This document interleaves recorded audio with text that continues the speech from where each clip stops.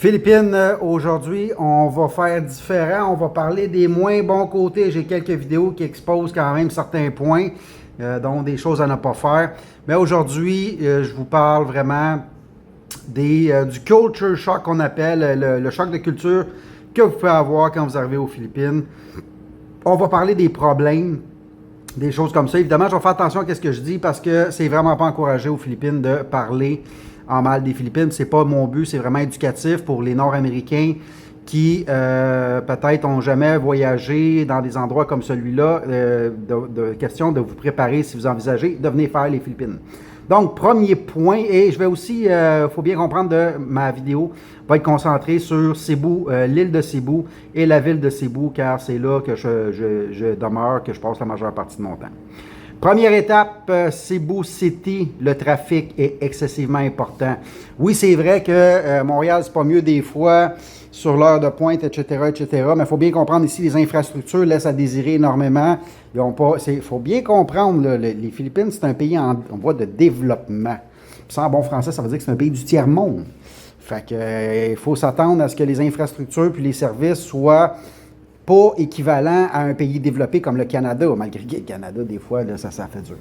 OK. Fait que le trafic, ça va être quand même quelque chose qui va être un défi, surtout si vous vivez en ville, vous avez à vous déplacer. C'est quelque chose qui va être une problématique. Il va falloir que vous preniez en compte lors de votre séjour ou lorsque vous allez vous installer.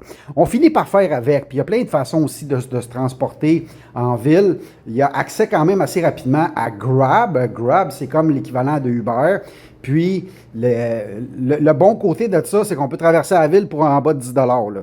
Puis ça, c'est le pourboire inclus. Fait qu'à partir de là, ça, c'est sûr que, puis aussi, on peut se promener en moto avec Move It, que c'est un chauffeur qui vient vous ramasser, puis que ça va plus vite en moto, surtout quand il y a du trafic.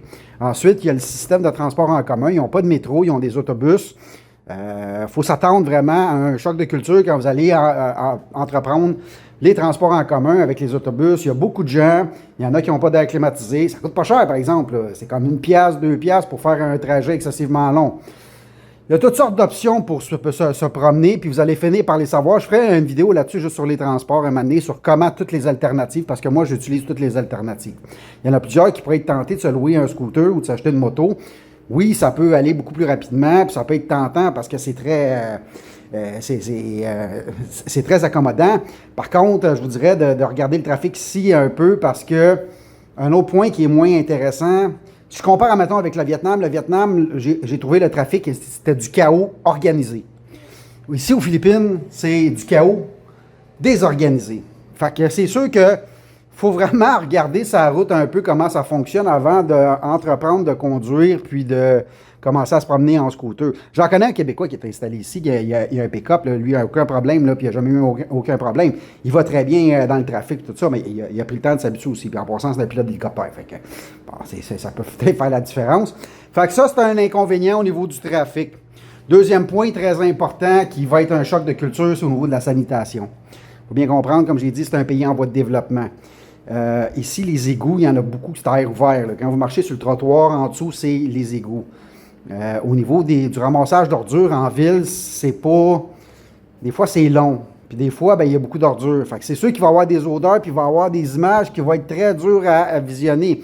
C'est sûr que quand vous habitez sur des complexes ou des sous-divisions, que vous habitez dans des condos de luxe. Moi, là, allez voir ma vidéo, j'habite dans un endroit où j'ai absolument rien de ça. Il n'y a pas plein de fils électriques, puis tout est impeccable, tout est propre. Même les coquerelles ne rentrent pas ici, là. Mais sinon, quand vous allez sortir de là pour pouvoir aller au quotidien, faire vaquer à vos occupations, vous allez être confronté à des situations de sanitation que vous allez peut-être trouver dures. Les poubelles sont partout, les rivières sont excessivement polluées, il y a de la pollution.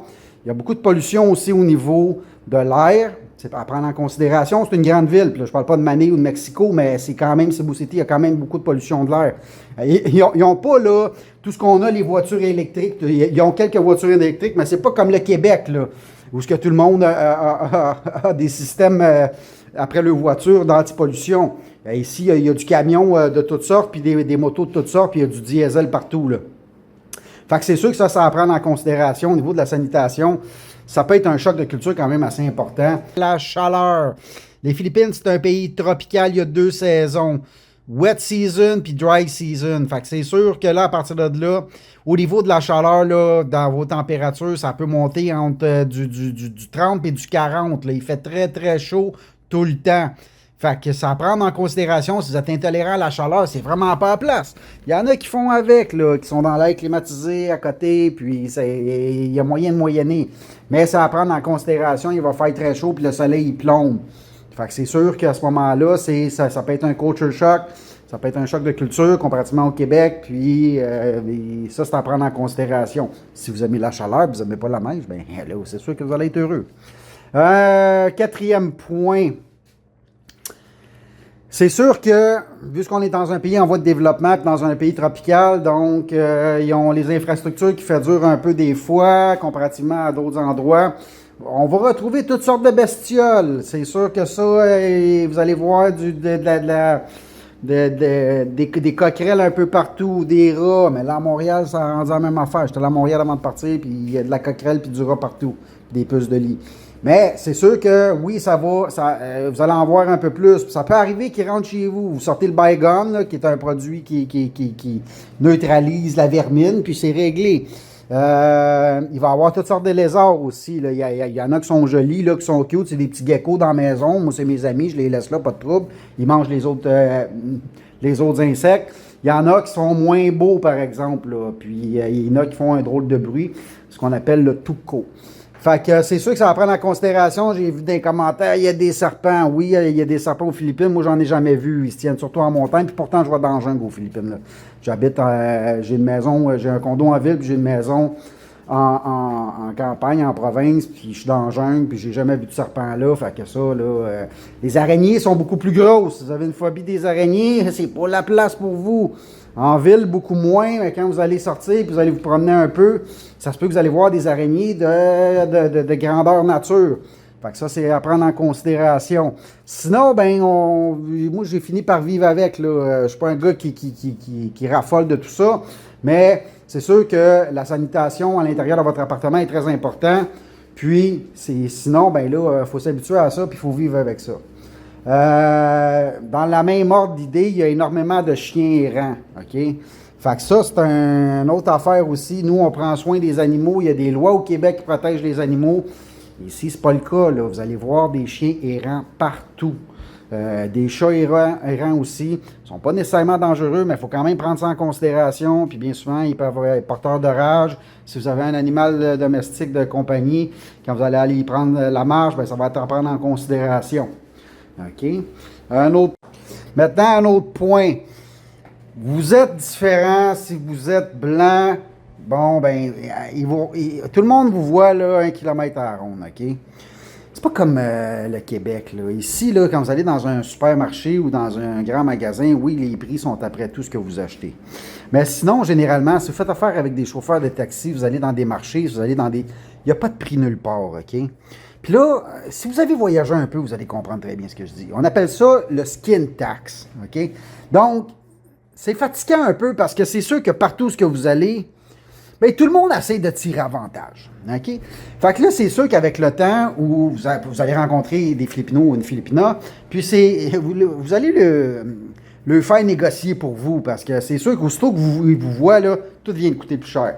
Puis là, à ce moment-là, si on fait des erreurs, ça peut quasiment coûter plus cher que d'habiter au Québec. Parce que vous allez voir que c'est pas long, là, 50 pesos là, puis 100 pesos là, ben ça monte un bill.